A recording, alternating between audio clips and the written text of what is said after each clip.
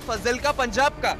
अनमोल Bishnoi America में छिपा हुआ था और वो भारत में लगातार आपराधिक घटनाओं की साजिश रचने और उन्हें अंजाम देने की साजिशें रच रहा था। लेकिन यूएस इमिग्रेशन डिपार्टमेंट की कार्रवाई के बाद वो पकड़ा गया। अब उसे भारत वापस भेजा गया है। इस कामयाबी के बाद बाबा सिद्दीकी के परिजनों को तसल्ली है कि अब उन्हें इंसाफ मिलेगा।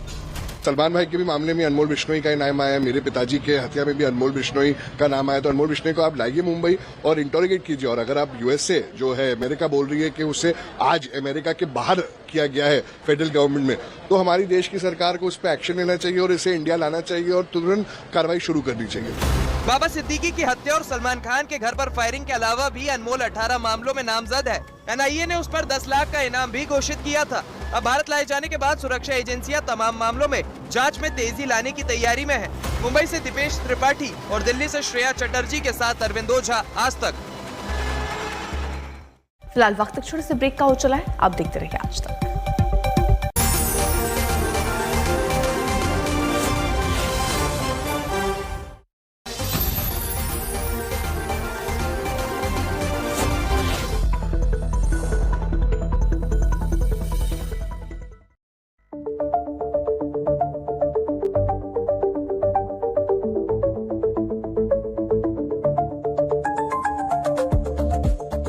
दुनिया भर में आर्थिक ग्रोथ के मामले में भारत की रफ्तार अब सबसे अलग नजर आ रही है।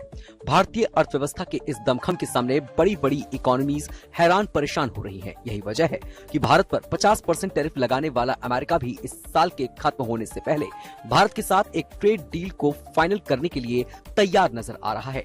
इसकी वजह है कि अमेरिका के टैरिफ के झटके के बावजूद भारत ने हार नहीं मानी और घुटने टेकने की जगह नई रणनीतियां अपनाकर बातचीत की टेबल पर अपनी शर्तों को मनवाने पर फोकस किया है। दरअसल अमेरिकी टैरिफ से देश के टेक्सटाइल, ज्वेलरी, लेदर जैसे लेबर इंटेंसिव सेक्टर्स के बुरी तरह प्रभावित होने के बावजूद भारत ने संयम बनाए रखा और एक्सपोर्ट डाइवर्सिफिकेशन पर तेजी से काम शुरू कर नए मार्केट्स खोजने के साथ ही देसी प्रोडक्ट्स की ब्रांडिंग पर जोर दिया।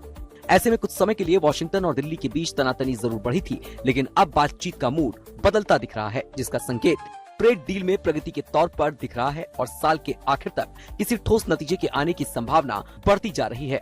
दोनों देशों के बीच बातचीत में tariff balance, market access, service professionals के लिए बेहतर सुविधाएं दिए जाना शामिल है। भारतीय मांगों के मुताबिक ही पुराने ट्रेड छूट वापस देने और सर्विस सेक्टर में ज्यादा दखल पर बातचीत तेज हो गई है। वहीं रूसी ऑयल इंपोर्ट्स पर चिंता और रणनीतिक समझौते से भी सौदेबाजी में बड़े बदलाव आए हैं। बाजार के झटके का मुकाबला करने के लिए केंद्र सरकार ने भी बड़ा कदम उठाते हुए 25,060 करोड़ के एक्सपोर्ट प्रमोशन मिशन को मंजूरी दी है। इससे खासकर एमएसएमईज और लेबर इंटेंसिव सेक्टर्स को फायदा मिलेगा। ये package credit guarantee, trade finance, branding, packaging और लॉजिस्टिक्स सपोर्ट पर केंद्रित है। वैसे आर्थिक आंकड़े बता रहे हैं कि भारत ने झटके के बावजूद जबरदस्त प्रतिरोधक क्षमता दिखाई है। सितंबर में अमेरिका को होने वाले एक्सपोर्ट में गिरावट तो आई, लेकिन कुल निर्यात दूसरे बाजारों में शिफ्ट होकर वॉल्यूम बढ़ाने में भी भारत को कामयाबी हासिल हुई है। इसी वजह से कुल एक्सपोर्ट में मजबूती आई है। रेटिंग एजेंसीज मूडीज ने भी कहा है कि भारत 2026-27 में करीब 6.5% की दर से बढ़ेगा और ये G20 में सबसे तेज रफ्तार वाली बड़ी अर्थव्यवस्था बना रहेगा। मजबूत इंफ्रास्ट्रक्चर इन्वेस्टमेंट, घरेलू खपत और कैपिटल इनफ्लो भारतीय ग्रोथ को सपोर्ट कर रहे हैं। ऐसे में माना जा सकता है कि ये टैरिफ्स एक वेकअप कॉल रहे हैं और भारत ने नई नीतियों और मार्केट डाइवर्सिफिकेशन से इसे मौके में बदला है। आज तक ब्यूरो।